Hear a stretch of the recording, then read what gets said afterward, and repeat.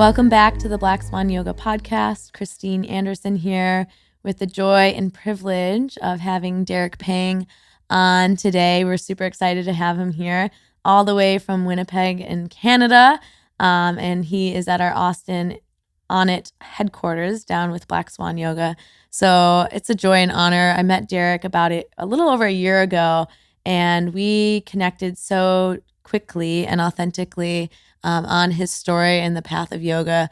So when we started doing this podcast, I knew I had to bring him on because his story is so profound and so significant, and I know will touch so many people's lives. So without further ado, this is Derek Pang all the way from Canada. Hey, thank you, Christine. Yes. I'm excited to chat with you, to your audience, and just spread that love. Yes. So Derek is, I feel very connected to Derek because we both have a yoga background, and then we also are fitness enthusiasts. So that's how we connected, was through Onnit in a program, a certification program. And we just kept going through them together and sharing our stories and staying in touch over the past few years. And it is now bringing us to this point, this culmination where we can share his journey with you all. Derek's story is really touching and might bring you to some tears. So I just encourage you to grab a Kleenex, to, as always, have an open heart and open mind, because you might find yourself really connecting and resonating with his story and really intensely in the power of forgiveness and the beauty of starting with yourself and seeing how that love and light emanates from within and impacts the people that you connect with. So Derek, what is your mission? What are you up to? Who are you to the world? Who am I? Yeah. I'm on a mission to spread love and change the world. And I do so by uplifting, empowering, and inspiring all those with whom I connect. And that starts with me. Mm-hmm. So I seek that in all my connections with others as well. Yeah. And he does. And when I witnessed Derek at the gym at Black Swan Yoga, you're radiating love and light always, and it comes from such an authentic place. And that's why I'm really excited to dive into Derek's story, because it is in a place where you could easily hold resentment or grudge or fear or hate, and you're on the total opposite side of the spectrum. And it's just so powerful to see how the practice of yoga transformed you and how you're utilizing it now to follow your mission. Something that we'll dive in a little bit more with Derek is what the work that you're doing right now is really powerful, and it is so you're in a place of like sacrifice, but it's coming from great joy and love and service. So, absolutely. Can you share a little bit about what you're up to in terms of the Hero Project? Sure, yeah. So right now, starting in January, I was down here for Onnit Academy. We did some online filming, and you're a part of that group. Mm-hmm. And I was coming from Canada, knowing that I had to have a program created for an elementary school, a grade 3 and 4 school, and 2 classrooms. When I returned, it had to be about 10-15 minutes in length. It had to incorporate yoga, movement, mobility in a package that the teachers could be empowered to teach, not me coming in every week, every month. It's something that would empower the teachers to take over and their students to take over. So that's the Hero Project. And it's about creating awareness in children to become their best selves. And it's teaching something that took me decades of struggle to learn. And I'm trying to get it to them at a young, early age. And that's empowering them with the omnipresent, omnipowerful tool of choice. Choice is the most powerful of our human freedoms. And it's taught to these students in a 4-week curriculum where we make them feel what that is, choice. So week 1, we bring awareness to the power of breath. So the majority of people are here. They're breathing in the upper lobes of the lungs, chest breathing, Shallow, short, mouth breathing. And that's sending a constant signal of anxiety, distress to your brain. And those chemicals are being fed to your brain to keep you on alert, prepared to fight, flee, freeze. Versus bringing awareness down here, breathing with our diaphragm, sending the message with deep breaths. Let's take one now. Yeah.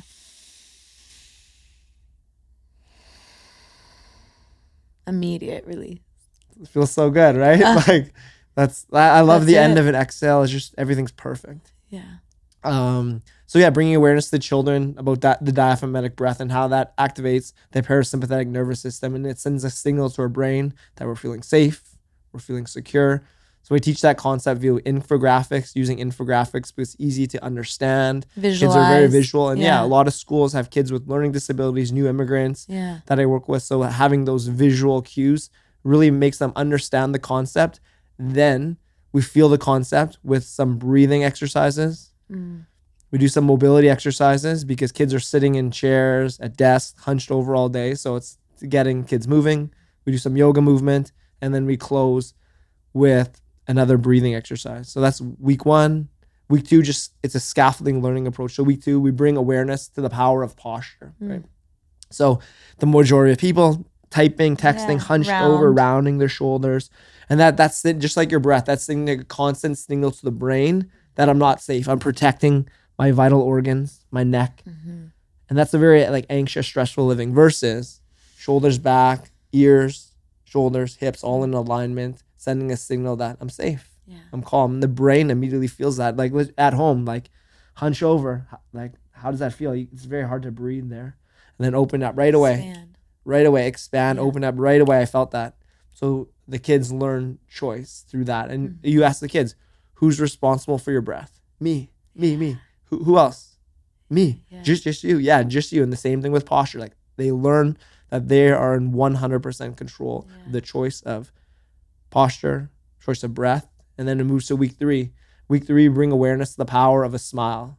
So like research shows when you smile, you change the way you experience reality.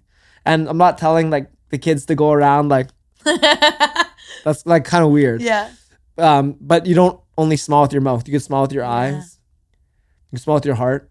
Even just choosing to put forth a positive vibration, that changes the way you experience the world. Just that intention alone versus not. And the choice is do or do not. Like it's that simple. So it's a yes or no, because all we have is the now.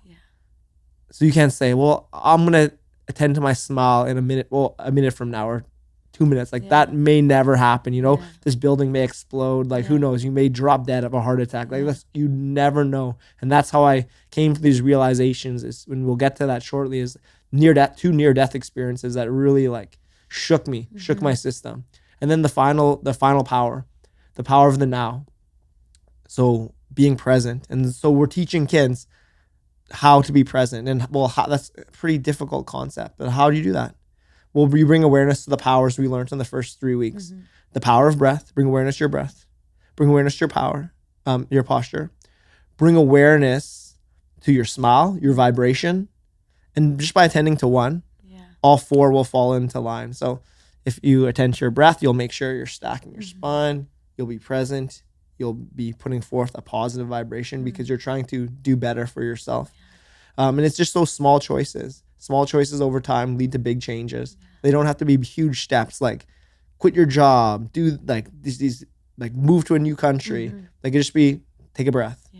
And that takes you out of those grooves that we've been patterned in from our childhood through our life experience. Just small steps. Or attend to your posture. That's moving you forward. Be present. That's moving you a little bit forward. And the more reps you put in, reps, we find ourselves in a whole new trajectory.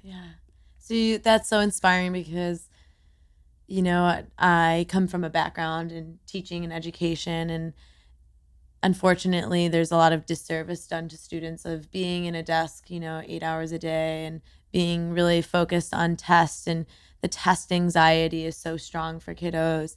And it's so beautiful that your heartstrings are being pulled to equip and empower these students to create these very positive and powerful habits so they are set up for success when life becomes a little bit more demanding and a little bit more stressful. Absolutely. Awakening that awareness. And like as a part of that first infographic where it shows like what the fight or flight looks like. So it looks like a lion chasing you, a tiger. It looks like 2 people fighting, but it also looks like you stressfully writing a test. That will trigger your sympathetic nervous system. But with awareness, you ask yourself, am I in danger? Yes, no, and act accordingly. And then you can respond. Yeah. instead of react. Yeah, and then also even just on the infographic, there's 2 people playing hockey. 'Cause I'm from Canada, so maybe in the States we'll put like some people playing football or whatever. But when you're playing sports, you also activate the sympathetic nervous system, which is okay because like you need it to perform. But then it's like, when could you shut that off? So like when you're sitting on the bench for hockey, like you do not need to be in your sympathetic. You could be taking deep breaths, getting back into that parasympathetic so that you are most prepared for when you need to take action when you get back on the ice or back on the field. And helping kiddos understand the difference at such a young age. If I had that, I think back to the choices that I made or did not make as a young child or even my early adolescence and how that would change and shift the trajectory of my life experiences. And not that I have any regrets, but if I had those tools then, what I have now, I can imagine how much more mindful and aware I would be, not only with myself, but my relationships with my peers, my parents, my friends. And like your whole mission is, it does start with the individual. Absolutely. Right? We can't force change on anyone else if we're not doing the work ourselves. You have to be it. Yeah. You have to be it, and you have to take action and be it. And sometimes that action is just sitting there and breathing. Yeah. And that to me, I'm like, that's going to you in your story of the work that this hero project that you're bringing out into all these schools is so amazing because it came from a place of your own experience of what you went through, of the intensity, the trauma, the profound life change. You had to be able to do exactly that work and sit with yourself to dive in. Yeah. So that you could create what you're creating now. It came from a very, very dark place, but we have both polarities within us. So by seeing such darkness, like I could also access that much light. And that's what I'm choosing to move towards, right? And that's a constant choice. And just empowering children with choice and the feeling of choice with those things, breath, posture, your vibration, being present. You understand choice, and then you could implement it to the people you surround yourself with. You could implement it to the food you eat, the sleep you get. You could implement it to if you're getting bullied, like you have the power within to go get help, or if something's happening at home. And then that choice just ripples on to all aspects of life. And you're embodying all of it. Yeah, thank you. So let's dive into you and your journey and your story, and to bear all and to share all.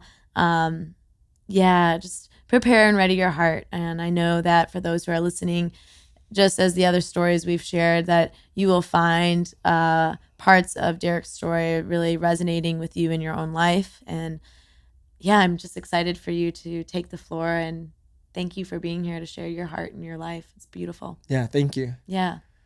So let's begin. Yeah, so I guess like it goes back to the beginning. So I've been in coaching and leadership for over 20 years now. I started when I was 13 years old. I was coaching hockey and skating lessons, and that's me, like helping, empowering, uplifting, sharing.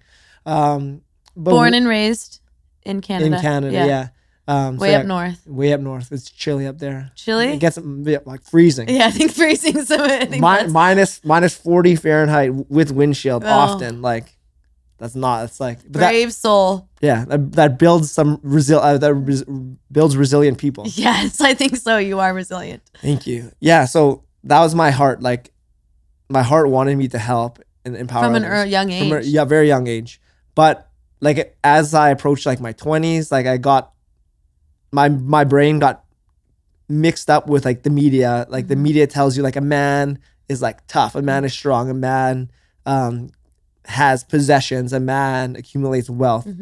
All external validation. So I kind of got pulled away from that heart and into the corporate world. And I got my Bachelor of Commerce degree, and I worked for the alcohol industry. I was touring around Canada hosting concerts and events. I worked in professional hockey, and then I was working for one of the world's largest tobacco companies promoting tobacco. Wow. So really going against my values, because I was just influenced by the media and like what society says, like this is happiness. And the happiness is in this thing, in this possession, this like, whereas I later realized like everything we're looking for, like we already got. We have all the tools already. Like we are enough just as is. And then it's using that observation to move forth or not. Yes, no. So how many years did that lifestyle last for you? Till my brain injury. Okay. So before you get into that, what do you recall how you felt emotionally and physically while you were in the alcohol and tobacco party event scene? What was happening for you? I just felt empty inside. You did. And I just tried to get that feel good dopamine by buying things, alcohol, drugs, women. Yeah. And I just always felt hollow inside. And I just kept on climbing the ladder, thinking like that's to do. But the salute, no matter how much money or recognition I got, it still didn't work. Empty. Yeah, it was still empty. And then, so that's kind of led you to the next part. Yeah. So I was out, I've been training mixed martial arts for over a decade now. I'm a Brazilian Jiu-Jitsu brown belt, and that's my passion currently. Yeah. And it was my passion back then. But the reason I wanted to get into mixed martial arts in the first place was because that's the cool thing to do. Huh. Yeah, like this is like the macho thing to do. Yeah. So I was in it for all the wrong reasons. I was after the fame and the glory. And thankfully, the universe brought me down another path. I suffered like a really severe concussion at wrestling practice. I went through the drywall, hit my head on a stud. Just like didn't feel right. But this was in 2010, April 2010, and concussions weren't all that much talked about as they are now. And growing up playing hockey, soccer, like it's prevalent. Yeah, you just like brush off your injury and just get back on the field. So I went back the next day to MMA practice and I got punched in the head at least 100 times. The next day. The next day after like a really bad concussion. And I went home that night and I just felt like garbage. My brain felt like water. I was very nauseous and lights were bothering me. So I said, maybe I just overtrained today. And I went to sleep. I woke up the next morning just vomiting. It just felt so terrible. And okay, this is serious. I'm going to take a week off. Again, like not long enough. Went to jiu-jitsu practice, hit my head really lightly, and then I knew something was wrong. Like this is not normal for my like headaches, anger, irritability, like sensitive to noise, sensitive to light. Like I just wanted to stay like in bed, like isolate, not being around anyone. Yeah. So I went to the doctor and he said, you have a severe concussion. Like you can't do any physical activity for at least a month. And that was like devastating to me because my identity was like as an athlete. Yes. So without like athletics, like I don't know who I am. So I went to my coach and I said, I can't train for a month. Like I don't know what to do. Like I'm lost here. Like I was very frustrated. And there's a guy that I really looked up to. And I think this is the importance of being a role model. And that's why I try to role model for elementary kids, high school kids, everyone. I try to be my best self to help role model like this guy, Lance Cartwright. So he was a fighter, an actor. I really looked up to him. And he said, hey, why don't you come try this yoga class with me? And yoga was always something like in my mind. Like I remember my first awareness of yoga was watching The Ultimate Fighter, Diego Sanchez. He was like the original Ultimate Fighter and he is like a badass. And he always used to take time throughout his day to go practice yoga in the backyard. And all the other guys were like, the hell, like what's this guy doing? Yeah. But this guy was like the best. Yeah. So I'm like, okay, there's something in there. And then my friend Lorna, she became a yoga teacher and it transformed her life. You witnessed it. And I witnessed it. Yeah. So that was like another seed. But then it took Lance to say, why don't you come to a class with me? And then I was in, let's try this. So I went to my first ever yoga class. It was a Bikram yoga class. So 90 minutes in length, 40% humidity, 105 Fahrenheit, mirrors to the front, mirrors to the side. And you know what's funny is that was my first exposure to yoga was Bikram. Oh yeah? Mm-hmm. Yep. And what was your experience with it like? Oh, it was surreal. You know, just like what unearthing of what is happening. Everyone's so focused. Everyone's doing it. And I'm like shaking. And why is everyone so calm and present? And I'm like, this is so fucking hard. Yeah, absolutely. And because they've done it before, right? Yeah. So I was like, as in the athlete mentality, I was competing. No, I was the same way. Totally. I was competing. And then at the end of the class, and like the first hour is all standing. Yeah. So I'm like thinking of like yoga is just like standing the whole time. Like, what is this? Yeah. And then the last half hours on the ground, which is like probably the hardest part. Like, because then you get really into your mind because you're no longer doing. There's a lot of silence and like resting periods. So I remember at the end of the class, I was like you got to be kidding me. Like this is yoga. Thank God that's over. And then I went home that night, and it was the most calm, most peaceful I've ever felt in my entire life. I couldn't believe it. Like, I've never felt so like serene, at peace. So I said, okay, I'm gonna go back. I'm gonna go get a month membership. And like with my mentality at the time, like I'm gonna go back, I'm gonna go beat the yoga, I'm gonna win the yoga. Yeah, like right. Of course. It's not gonna do that to me We're one again. and the same, yeah. Yeah, it's not gonna do that to me again. So I used yoga regularly for a month, and it was like really, it like was really helping with my concussion. On the last day, they had like a promotion. Like if you buy a class pass, you save some money. So I got like a 10 class pass, did 2 of the classes, and then went out with to some friends to a social, to a bar. And there's a guy, he just got out of jail apparently, and he was going around picking fights with people. And like, I don't pick fights, period. But I know I played a role in this of some sort. Like he might have came over, started talking shit, and I said, get out of here. Like, I'm a trained fighter. I'm not scared of you. Please leave. Probably didn't say please. And what I'm told has happened, he grabbed a pool ball, hit me in the head right here. It fractured my skull. I went unconscious. And then like 6 to 10 people were grabbing bar stools, smashing my head, soccer kicking my head. And I laid there in a pool of blood for like over half an hour before the ambulance came. I was in a coma for over 3.5 days of like weeks of amnesia after awakening. And and then that really changed my perspective on things. The morning I remember waking up and being conscious again. I remember like everything, I had all these new realization, everything that I thought was important before, like the external, like how you look, what other people think about you, just accumulating more and more and more. That means shit. That means nothing. When you're on your deathbed, strapped into your bed, like that means nothing. Then what I learned matters is who you love.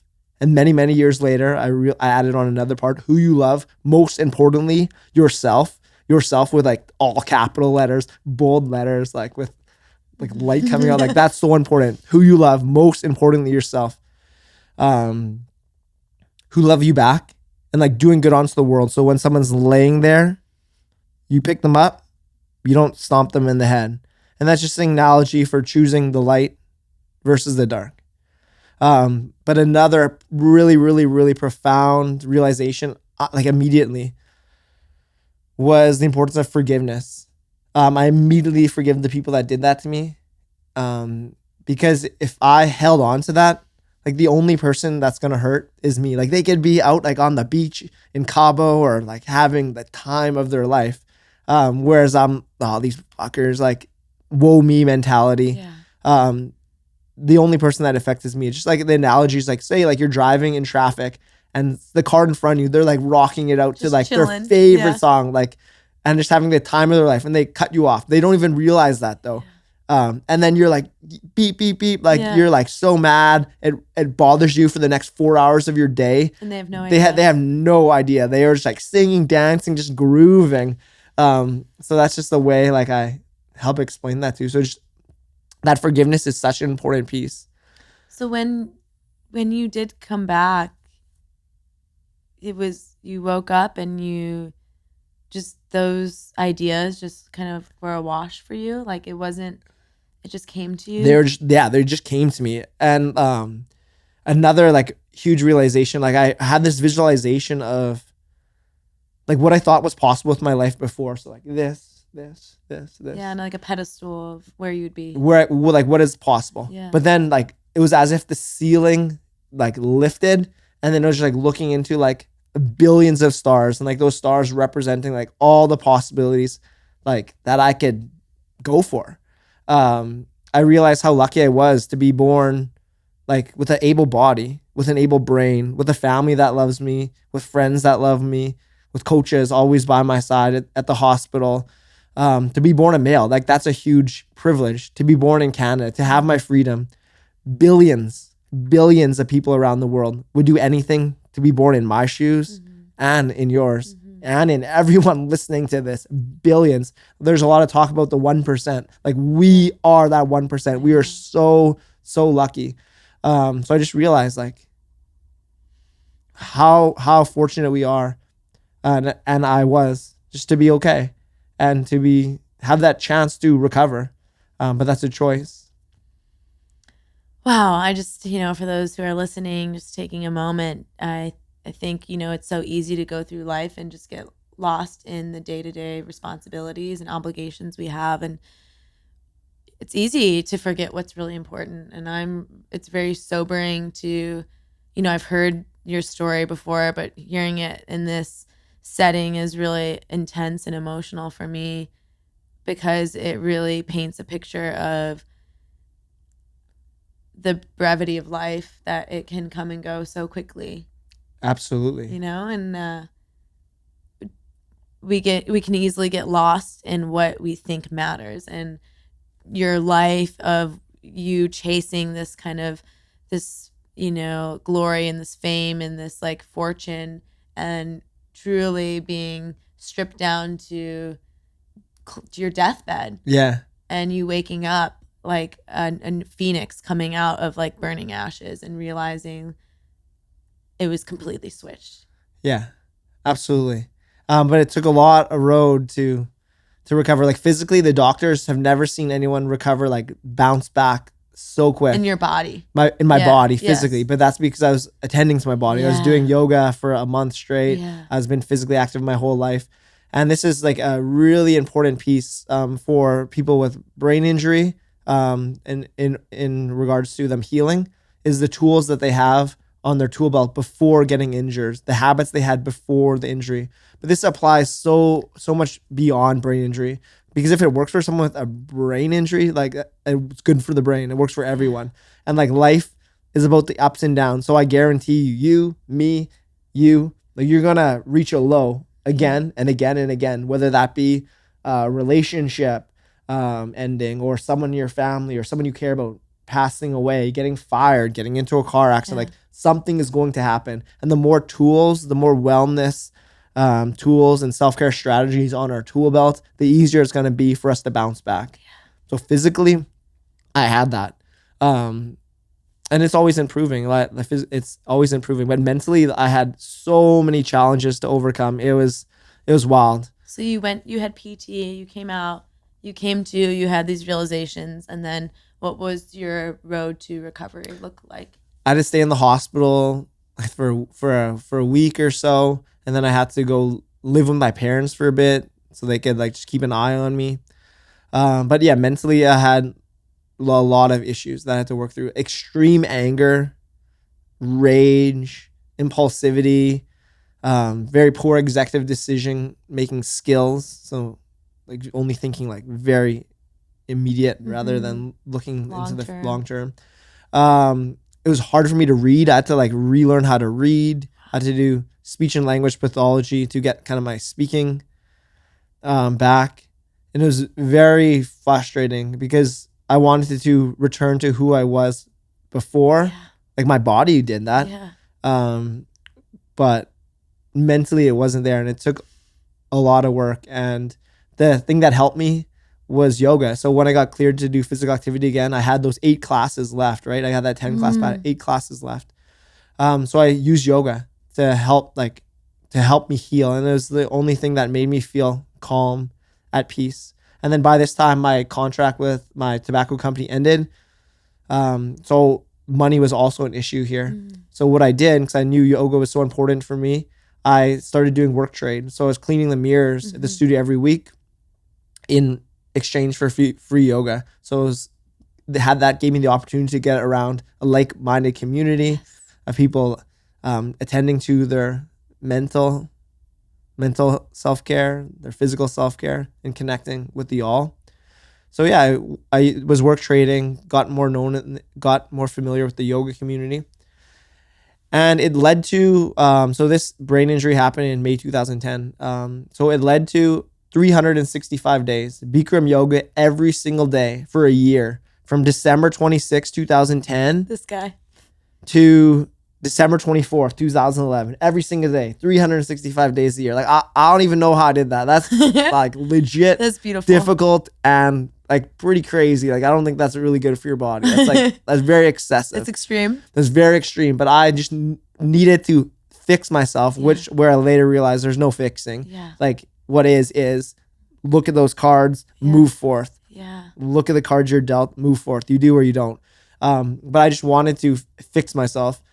So what was your driving force to like keep going back every single day, come back to your mat, come back to your practice? What was it? Was it the physical, or what was the deeper part that was like, I want to do this every day? The physical definitely appealed, but it was like the mental, like what I learned from those 365 days is we have the power within ourselves to create the reality we choose. The power of our mind, of our thoughts is real. We shape our realities with choice.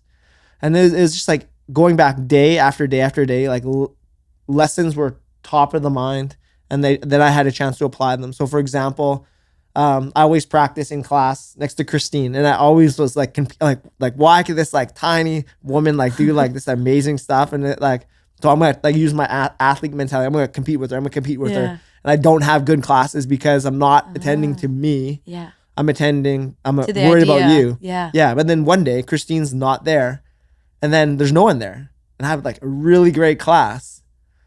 And then, maybe it's because I was focused on me. And then the next day you're not there, and I have another really great class.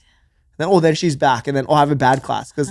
And then you just realize those patterning, those patterns are like, if you think, this is so hot, well, then the room is going to feel hot. So hot. Yeah. Just very simple things. Or if you're looking in the mirror and you're like, I don't like this about myself, and that's on repeat. Like you're just going to have, those are the stories you're creating. Yeah. And it's like, you just learn, okay, let that go. Yeah.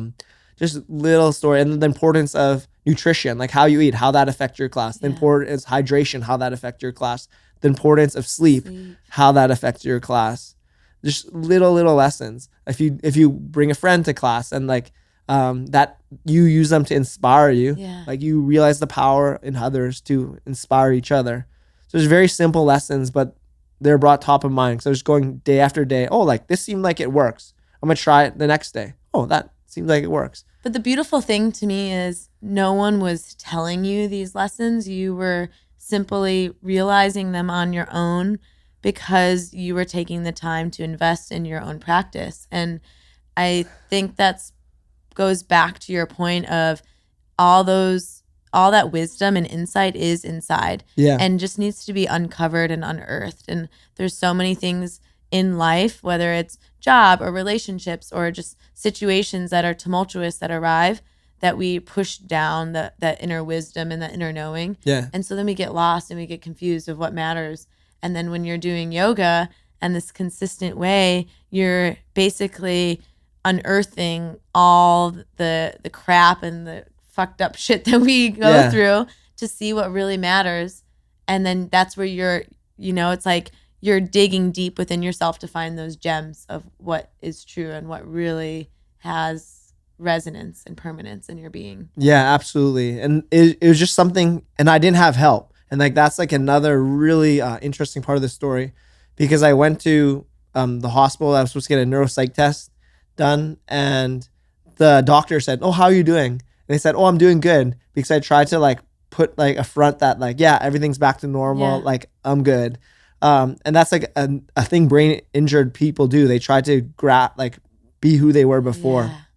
And so she said, I guess we don't need to do this test. And she just like sent me on my way, which I can't believe happened. So I did this because I had to heal myself. Like there was no one helping me. And I remember like how I kind of got into meditation before I got into meditation is like, I just used to lay on my mat after class for like, I was always like the last one out of the room because I would refuse to leave if I had like thoughts. So I just like stared like at a little tile, just found a drishti point on the ceiling, and just focused on my breath. And whenever a thought arose, I just let it pass. And I had to like stay in the room for at least 10 breaths with no thoughts, laying down, and then like 10 breaths, no thoughts, standing up before I left class. I was like very dogmatic with that, because that's how my brain worked at that time. And that's kind of my like athlete personality. Just it was me versus the yoga there. I was like trying to beat the yoga still. And then through that I realized like, we can let that stuff go. You were training yourself in meditation without even realizing it. Yeah, which is pretty wild. So yeah, then I did my 365 days, and then I said, okay, I'm good. Like yoga has served its purpose. Like I'm going back to fighting because that's what I knew. So my coach like, nope, that's not happening. But no, yeah, that is happening. It was like very like persistent. So I created these special waivers. Like you have no responsibility. Like I'm doing this.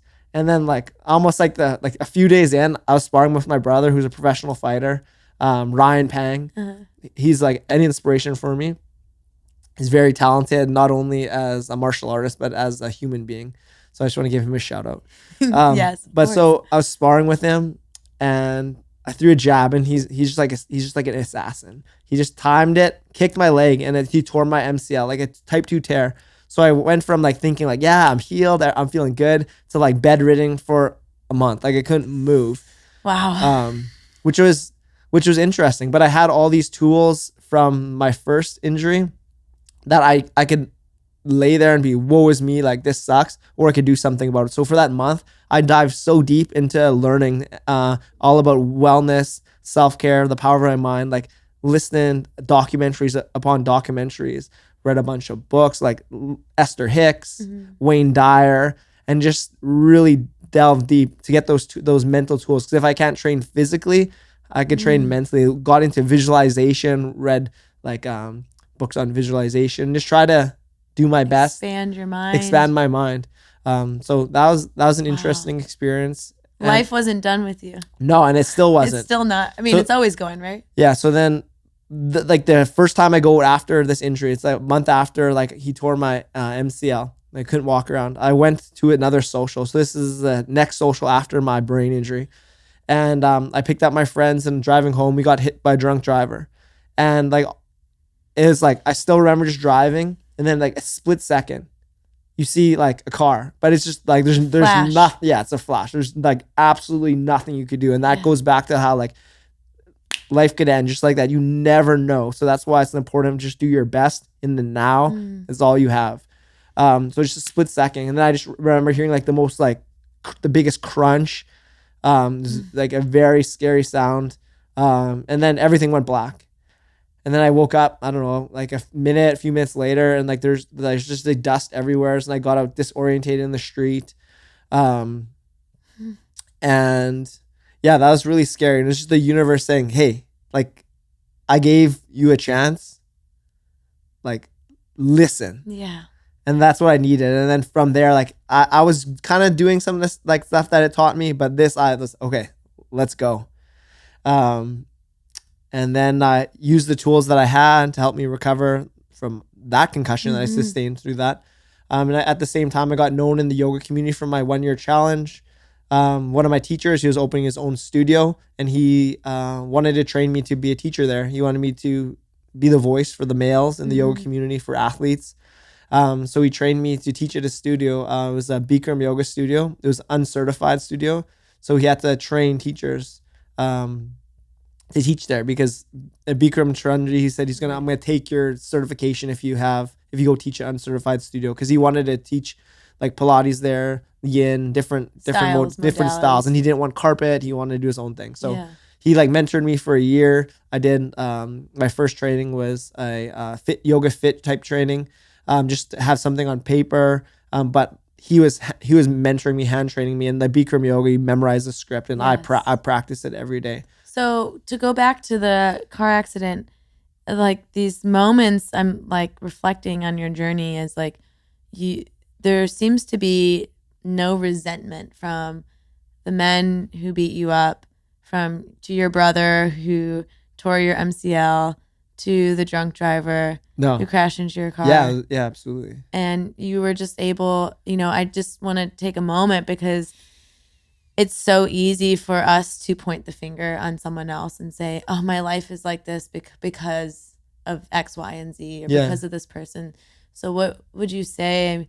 I mean, you have the ability to realize if you're holding resentment, that's only causing you suffering. But what is like the tool to get you out of that place of being the victim into release and acceptance? Choice. It all comes back to choice. Like, that's your choice. You could let that pull you down or not. The universe is happening for you or not. Yeah.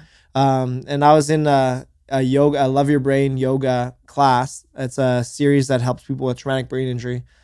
And I remember and this was a long time later. This was a couple, like last year maybe. And I was just going to like audit the course because I wanted to teach that series. And I am a teacher for them now, and I'm a community connector for them. But this lady, she was riding her bike and she got hit by a driver, and she was in a coma for 3 months. And it was a really bad coma. It changed her. Yeah, it really changed her life a lot. She's still learning how to walk, and it was really bad. And she was sharing that she was having a tough day because the lady that hit her, it was her day in court. And so the TBI survivor was saying, I don't know what happens to her, but I want her to pay just as bad as I paid, with like a lot of hate. Yeah. And right away, like you could feel it. I could feel that. And I told her, I said, I understand you. I hear you. But let me just remind you of how I approached a similar situation, because maybe that could show you how to view your situation from a different lens. And I told her the story about how I had that forgiveness right away. Because by holding on to that, the only person that's going to hurt is me. Yeah. And she's like, well, you're such a better person than me. Oh. And I said, no, like I am you and like you are me. Yeah. It should bring awareness to that and wield choice. Like you could let that bring you down, or you could forgive. And you don't think that lady is going through enough stuff on her own. Mm-hmm. But again, even if she's not, like that's her. You have to be 100% responsible for you. Yeah. Everyone else, like they're living their own dramas, their own stories. That has nothing to do with you. You have to be concerned with you. It's taking ownership for your own choice, your own actions, the life that you are leading. Yeah, 100%. It's doing it over and over and over again. And we have such patterning from our childhood, from our life experience, that a lot of us are stuck in grooves that we're not even aware that we're in. Yeah. But with that awareness, then it's on you. Mm-hmm. Then it's wielding choice to get yourself out of that groove. And again, it's not, you don't have to do huge things. It could just be.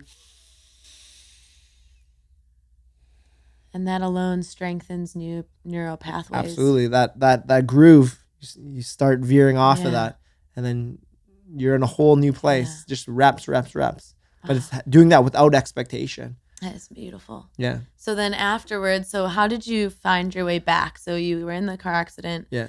And then you, at that point in time, you had stopped doing yoga because you're like, I did it. Then your knee injury happened. Yeah. Then the car accident happened.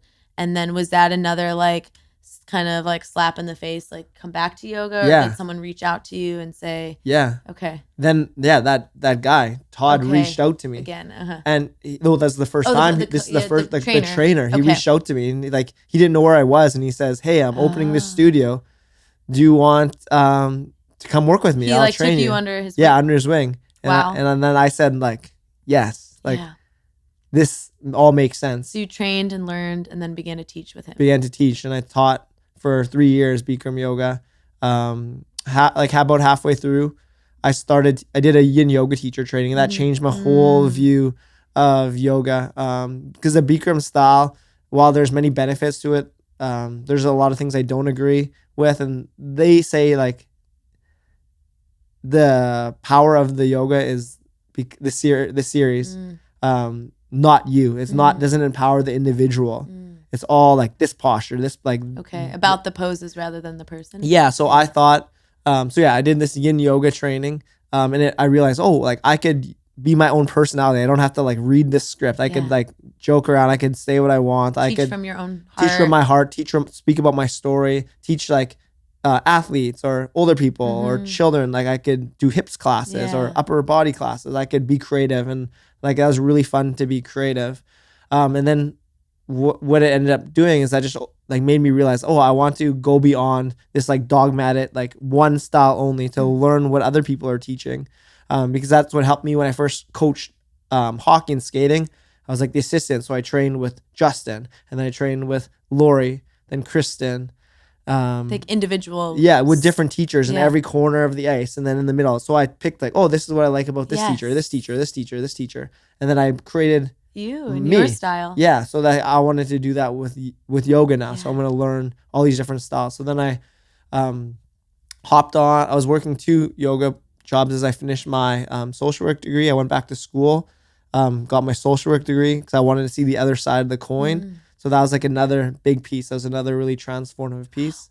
So I went back to school because I wanted to see like the other side of the coin. And the Eastern, Western modes of health and wellness. Yeah, and that's been with me my whole life. Like my dad's side of the family, they're Chinese Canadian. My mom's side of the family is French Canadian. So I had like those 2 different cultures. Yeah.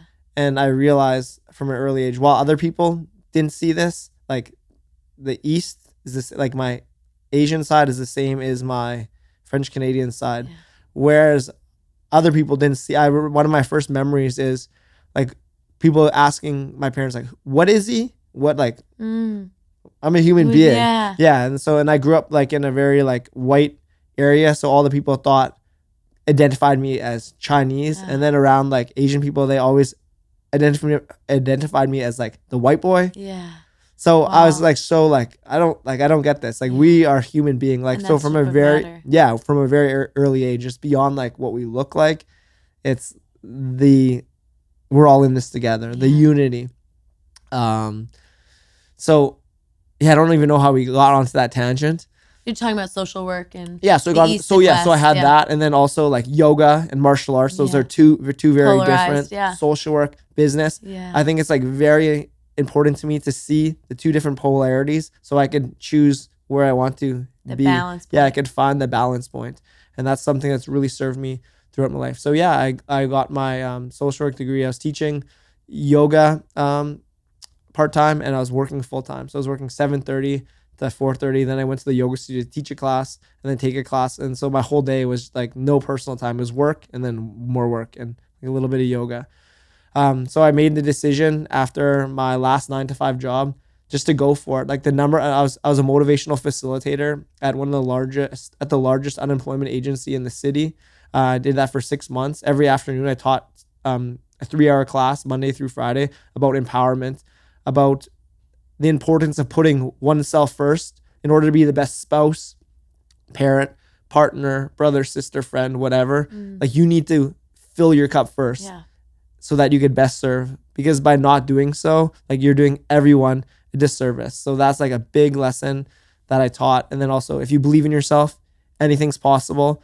And this just like upgraded me to like my best self.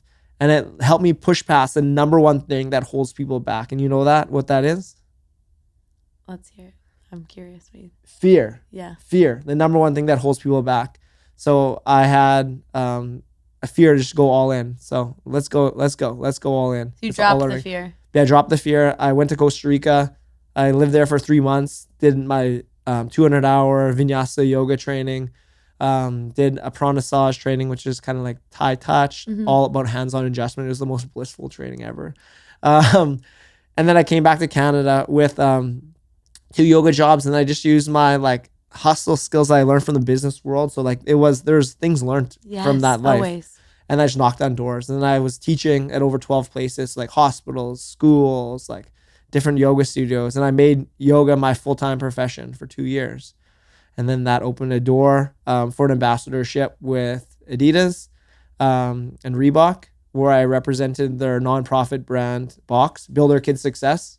And I created a yoga and mindfulness curriculum that was released in over 4,000 schools around the world. So I'm like extremely proud of that. Yes. And yeah, I did that for 2 academic years. And when that contract went up because of funding, they're no longer funding my region.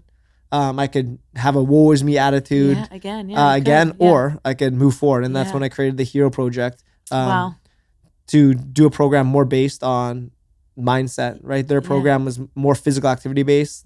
And promoting the profound impact of physical activity on the mind, body, community. I wanted to have my program focused on the breath, mobility, yoga movement, and mindset. And that's what I did, and that's what I created, and that's what's happening, and that's where we are right now. Yeah. And you're doing it all. And it's amazing because you've gone through so many of these pivotal points in your life, and it could easily be about those big moments, Yeah. but you use them as springboards to create life and vitality, not only within yourself, but in the people that you connect with and you're reaching out to. Yeah. And your life patterning, it's very clear to me that you were able to utilize those traumatic events not only as springboards, but you saw them as imparting transferable knowledge and wisdom in your life, that each life event that you've gone through, not only were you able to impart forgiveness and love to yourself and to whoever was the imparter of your pain and sorrow, but you took that as, hey, I want to serve that population. Yeah. And you have this mindset of what is out there for me to serve, and how big of a switch from being in the corporate world of climbing that ladder of success and the facade of life, and then being constantly broken down physically, mentally, emotionally, to you reach that rock bottom, like you said, several times. Yeah. And each time you've come back stronger and more connected and aware of your life path. And even though it's constantly changing and growing and expanding, but you have this yes to life mentality of, hey, I'm going to serve myself and love myself, and I want to keep giving back. Yeah. And that cycle is fulfilling you and serving you. So you're not constantly looking for external validation because you're constantly fulfilled. Except when I do, right? And that's with everything. It's I'm attending to my breath, except when I don't. I'm attending to my posture, except when I don't. I'm attending to my vibration, except when I don't. But with that awareness, I'm being present, except when I'm not. But with that awareness, you notice, okay. Yeah. My posture, like, am I in danger? Yeah. Yes, no? Okay, well then I can choose. Like my breath, like, is short and shallow. Like, am I in danger? Yes, no. Wheeled choice there.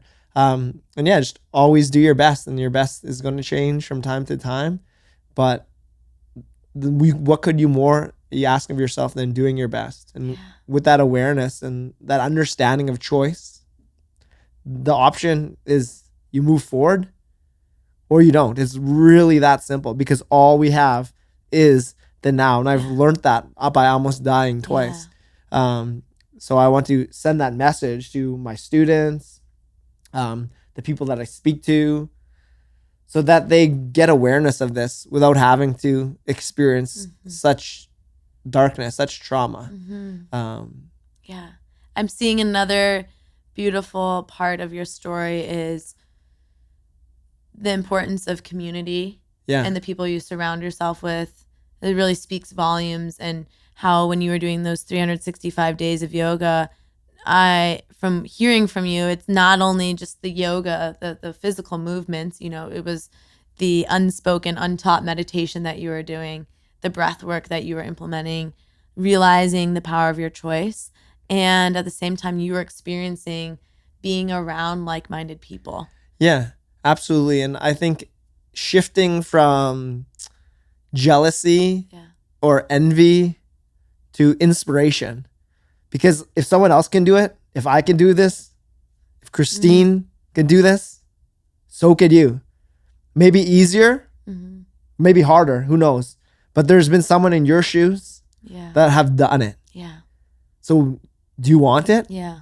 Or not? Yeah. Move forward or not? Now or not? And just putting in those reps, putting on those reps to get out of those patterns that we've got into. And it's just forgiving the people that got us into those patterns, forgiving ourselves for getting into those patterns, because it is. So it's having a look at the cards in front of you. These are the cards you're dealt. That is. Make the most of it or not. Be aware so that you can apply action in the now. Yeah. And it's, just hearing your story in detail really reminds me we have one life, and we can easily live in the victim mindset. We can easily live and give way to fear. We can easily live and give way to pursuing the superficial. For what? and that just really those are all choices. Yeah. And those choices can really box us in and enslave us in our own story. Or we can, like you were saying, be aware of the present moment and take just a moment to step outside of our situation and see there's so much more that life is offering us.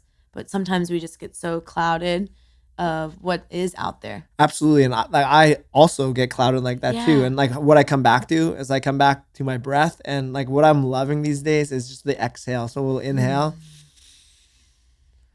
and on the exhale, just sit in that exhale. And like in that exhale, I feel whole, at peace, because that may be like your last breath. Yeah. So like treat that exhale as your last breath, and just feel the delight, the bliss, like the love in that, which comes from the inside. And then when you take another breath, like have gratitude. Wow. Yeah. I get another breath. Yeah. And like just delight in that. Yeah. Delight in that life force energy coming through you. And on the exhale, releasing it and just being. Your story, to kind of move us towards wrapping up, for those who are listening, I have the experience or the sensation of people thinking, well, you have that ability to have that deep appreciation and value to life because you've come so close a few times to death. Yeah. And so for those of us, for those who are listening who have not, I think it's just taking time to slow down and not be so quick paced to appreciate the simplicity and power of your breath, of just one moment at a time. And we're so inundated to think, what's next? I need to check this off my list. And then at the end of our life, it's just a checked off to-do list with several things that aren't checked off. And instead, we can live a little bit more profound, present, mindfully connected, vibrant lives if we choose to, again, come back to choice of being present and connected in each moment. Yeah, absolutely. And like where you're at right now, listening and here, like we are exactly who we need to be in the right here and right now to live the best day now. Or not. Yeah. It's in the palm of your hand. Yeah. What are you going to do with that? Yeah. Right? What are you going to do with that? Yeah. Wield choice or not? Yeah. And so I think for our listeners too, just I hope you guys, I'm sure you are inspired by his story. And I think for your homework, taking time to reflect on your own life and the path that you're living, and where in your life are you holding resentment or grudge or bitterness. And maybe you're not in a place to reach out to a particular person to say, hey, I'm sorry, or please forgive me, or I love you. But maybe you sit in meditation with that and come back to what really matters. Come back to gratitude, come back to your breath, come back to your overall presence. Absolutely. And ask yourself, like, am I being the change? Am I being the change? I was talking to someone this week and they said, I really want to work on my compassion. I want to learn how to be a compassionate leader. I want to improve on that. That is somewhere where I'm lacking. And then I immediately said, well, how is your compassion to yourself? And immediately this person, they got it because I knew they are not sending themselves compassion. And in order to give someone else compassion, like you need to have compassion for you, for your present, for your past. Accept that and then move forth. Look at the cards and move forth. And it's the same thing with love. Like in order to best love anyone else, like you need to love yourself ruthlessly. Like I could confidently say, like, I love myself, and not in like an ego, like maniacal way. Like I am love. As are you. And I'm trying to put myself in situations and working with such a wide variety of people to learn that love frequency, that God, that spirit frequency, so I can better help, inspire, empower, uplift.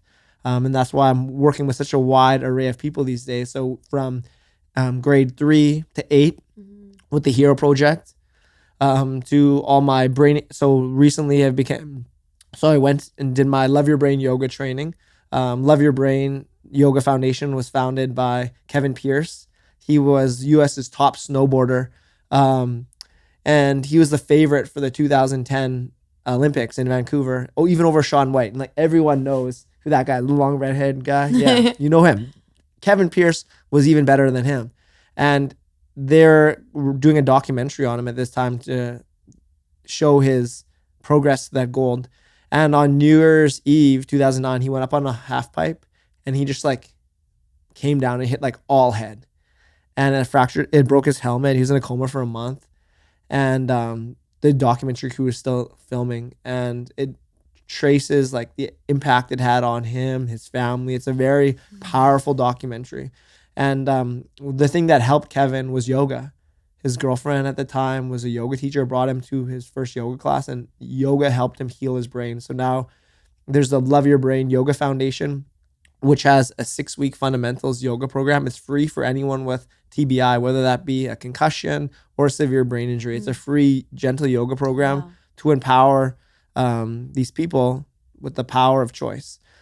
And so I've become trained in that. I'm doing a lot of brain injury awareness. I'm going to be on the board of the Manitoba Brain Injury Association, and I'm representing them in a lot of speaking engagements. So I talk to high school students at one of Canada's largest hospitals every Monday to talk to them about choice. And I speak to them as a former brain injury survivor, and I talk to them how I recovered. And I recovered by choice and by gathering those self-care tools, whether that be nutrition, hydration, sleep, community, physical activity, yoga, mindfulness, going to see counseling, speaking to someone about what's going on, not holding it in, letting it go, staying curious with what you read, the media you consume, like that has a big effect on you. So just bringing awareness to these kids that the importance of getting these tools now, so that when you hit a low, whether that be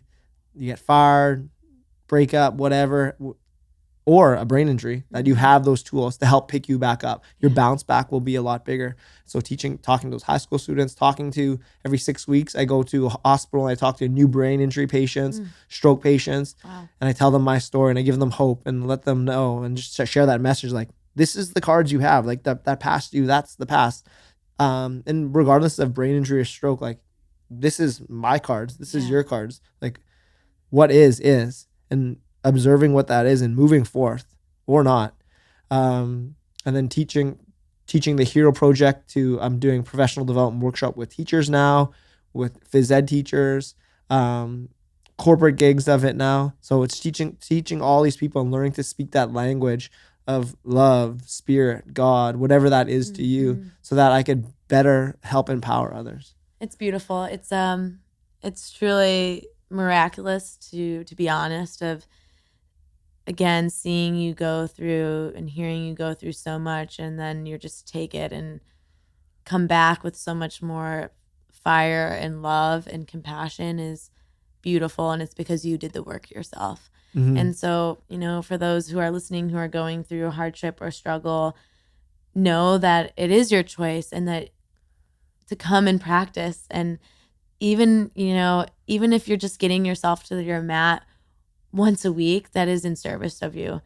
And in the beginning of the year, I went through a really challenging time, and I really just wanted to it was the lowest time. I just wanted to stay in my bed and do nothing.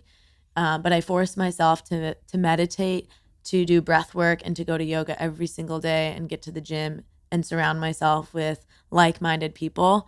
And that was a springboard for me and helped me come into this place now where I feel like I'm soaring. And so sometimes it is hard to do it, but if you just keep on doing it and be mindful of the story that you're telling yourself, because the times in which you're negative and wearing yourself down, those brain patterns are going to increase. And if you begin to affirm yourself and find positive mantra, that's going to create new wave patterns in your brain to step forward in a new light, to be that phoenix that comes out of the burning ashes. Absolutely. And find those people, find that community. Community has been such a huge aspect to my recovery and my continuous evolution. And it's a lot easier for people in Austin, Texas to come to Onnit, like the place of total human optimization, the Black Swan Yoga, such a great community. And that's not accessible for everyone. And where I'm from, like that's not there. But that's my situation. So I could moan about that and woe is me, or I could go find that community or create that community. Because there are others like me, like you, just waiting for that opportunity to connect, to speak their story, to be vulnerable. But you're going to have to work harder depending on where you are. You're going to have to put in a little bit more work. And is that fair? Fair or not fair? That is. Yeah. So what are you going to do? And we live in the age of technology where there's these great minds speaking on podcasts, like on Netflix, on wherever. Even Black Swan Yoga, you guys have online classes. So if they don't have access to a yoga studio, like you could bsy.tv, I think. Yeah. They could sign up for that and follow along with you. Find something that resonates with your heart and go after that. Because if you want it, it's there. It may take more work than others, but like that's the path. Yeah. The practice is the path. And that means in a multifaceted, it's a practice. Life is a practice. Yeah. And, to end, life is one of the greatest teachers. From my own experience, I still find so much resonance with your story. You obviously see life as one of your greatest teachers. And instead of it tearing you down, it made you into this amazing man who shines love and light. And you are a real man. You know what I mean? Not the image of society put out for you back in your early 20s. And now like you're the role model. You're the teacher that befriended you and your mentor. Yeah. And so everything that we do in life, it's that saying of our words, yes, have power, but our actions and how we live our life really is seen and is heard and is felt. And so if you're in a place of feeling strong and powerful right now, can you be in service of love and light to your own community? And thank you for sharing the importance of you can create that community. I'm getting ready to move to Denver and start Black Swan Yoga there. And in the beginning, when I made that decision, I was a little bit of afraid because I was going to leave my tribe of Black Swan Yoga here in Austin and my community, my fitness community at Onnit. And I love it here. But then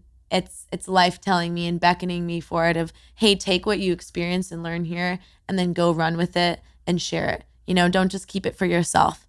Yeah. And there's more beauty and joy when you get to expand your connections and your networks. And step outside that comfort zone, right? That comfort zone. That's an easy place to stay. Very easy place to stay. But there's no growth there. No, and there's resistance keeping us there because we'd rather stay in our known hell than the unknown mystery. Yeah. But we know from experience what happens when we venture into the unknown. Yeah. And every time we just level up. Yeah, we do. You're totally right. So for our viewers, how can people get connected to you? What's your Instagram? Where can they find you? Yeah, Pang Yoga on Instagram, PANG Yoga, YOGA. And my website, pangyoga.com, which will have links to my professional speaking, my hero project, and all that good stuff. I'd love to hear from you and be of service to you. Yes, thank you so much, Derek. I'm honored to have you on today, and I know our viewers are probably heartfelt and inspired by all your words and your insights. So thank you so much. Thank you for tuning in with love and light always. Namaste. Namaste.